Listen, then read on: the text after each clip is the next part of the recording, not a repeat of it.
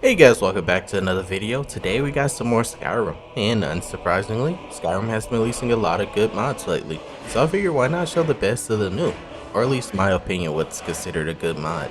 So before we dive into it, make sure you hit that like button down below, and shortly let's dive into it. Also don't forget to subscribe to the channel if you enjoy the video.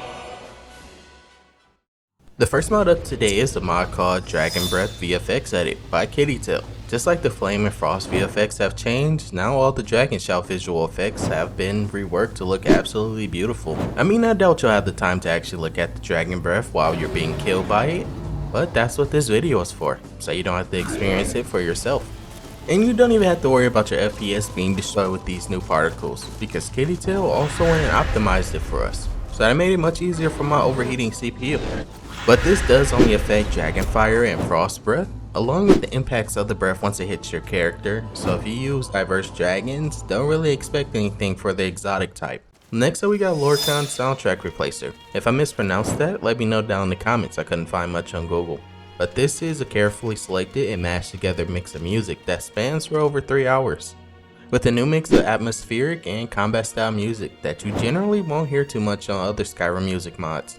But this isn't just a simple music replacer, it also replaces the UI sounds for compatible mods such as Untarnished UI or Nordic UI.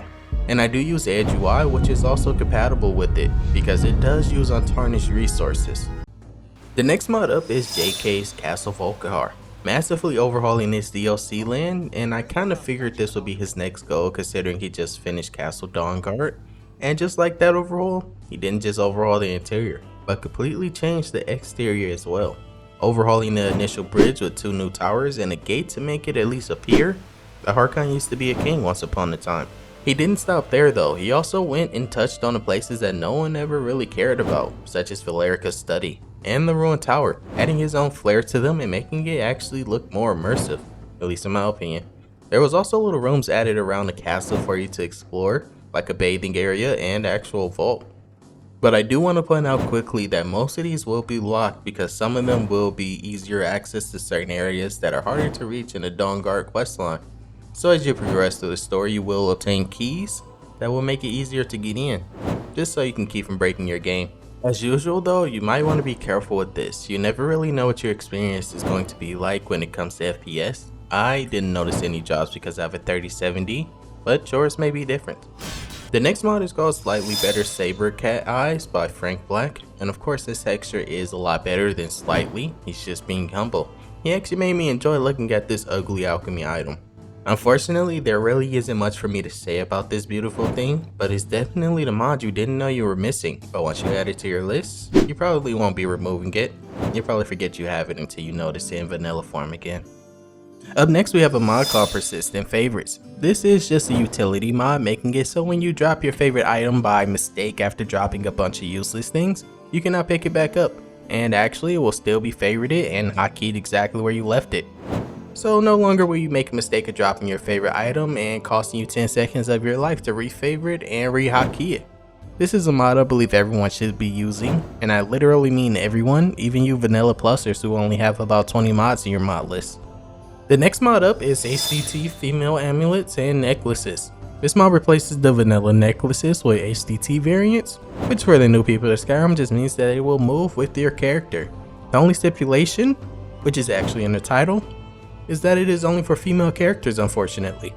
But honestly, 90% of Skyrim players use female characters now anyway, hence why there are so many female armors now and why they get downloaded the most. To pair with these new amulets, you can also use their other mod, which is just called Upscaled Vanilla Amulets, which for those who don't have the amulet retexture, it will use that instead.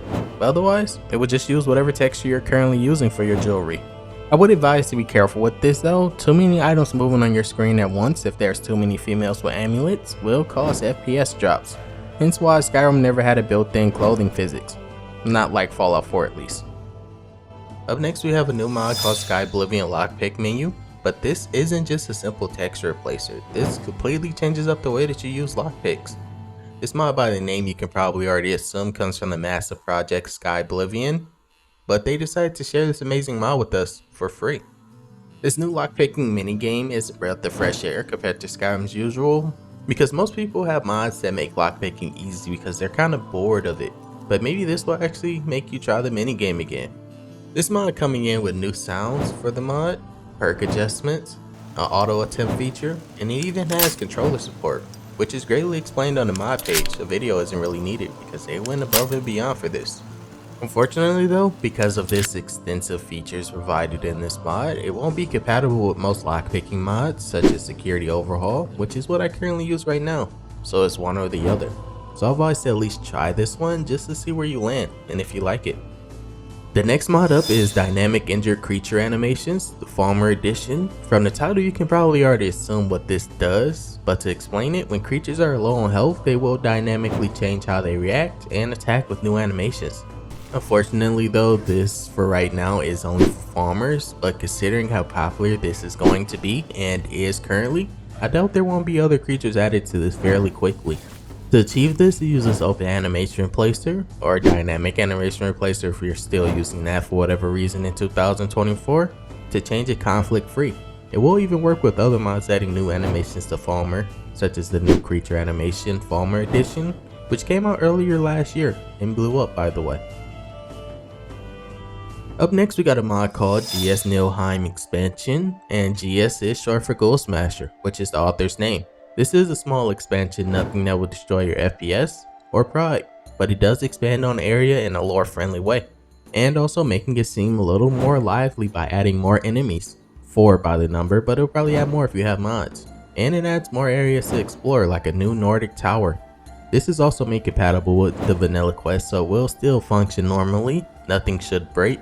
And for those using J-Serpa's Mist Quest expansion and or Lux Orbis, there is a patch for both. Honestly, there is a patch for anything touching Nilheim, so there really shouldn't be any reason why you're not using this, or at least try it.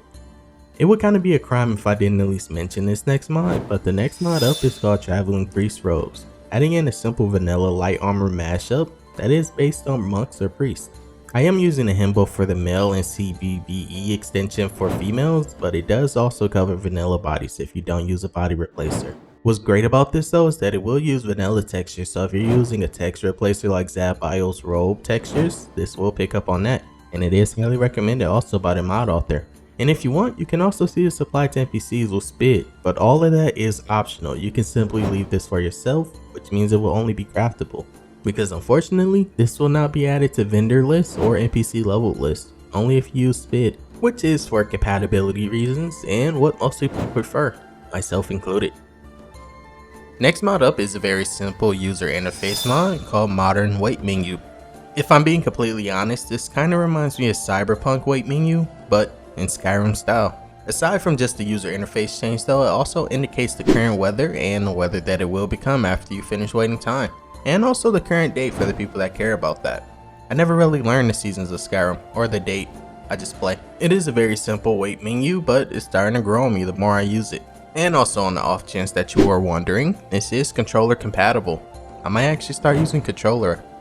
But another quick mod is called Alt Windhelm Entrance Defense Towers. This isn't like the usual fix where he fixes on weird vanilla graphics. Instead, he added 2 new towers just completely for graphical reasons. Nothing technical, but it's added to the Windhelm entrance, not to the bridge, so it will still be compatible with bridge mods that you use like Lively Windhelm Bridge if you use that. It just adds them right above the gate door, but for people using Capital Windhelm Expansion, there is a patch for you. I can never get that mod to work though, so I'm a little jealous if you have that running for you, but it is there for you. The only downside of this mod is that it's completely cosmetic. You can't go in and explore these, unfortunately. And moving on to the next mod. This mod is called Definitely Not a Furry Animations. I pretty much have no comment about that name, but it revamps dog-like creature animations. So death hounds and wolves and even dogs will now have new animations when attacking. So no longer will they bark at you and deal half your health. So for now, this might be my new go-to animation for wolf-like creatures. I mean, they will still die in a few hits, but it's nice to see them try harder. At least until someone comments how broken it is later on, but for now, it has 0 bug reports. I consider that an automatic win. So for now, your poise will thank you. Up next, we got a new massive texture overhaul by Skyking named Skyking Riften, completely overhauling the city of Riften, if we can even consider this miniature place a city, with brand new textures that come with its own parallax. I do want Skyking to add Parallax to their Dragonborn DLC, considering it is my favorite texture, but this for now is perfectly fine. The one I'm showcasing is the 4K variant with 4K Parallax, because the Parallax does come separate from the main mod for the people that don't use it. But this mod doesn't just cover Riften, it also overhauls the Ratway, with brand new textures for you to experience. It's a weird feeling for me to actually be enjoying walls like this because it has Parallax, but that's what this mod does for me. And because this is a texture mod, it works with whatever mod you're using currently, even if you have 4,000 mods, as long as this one overwrites those.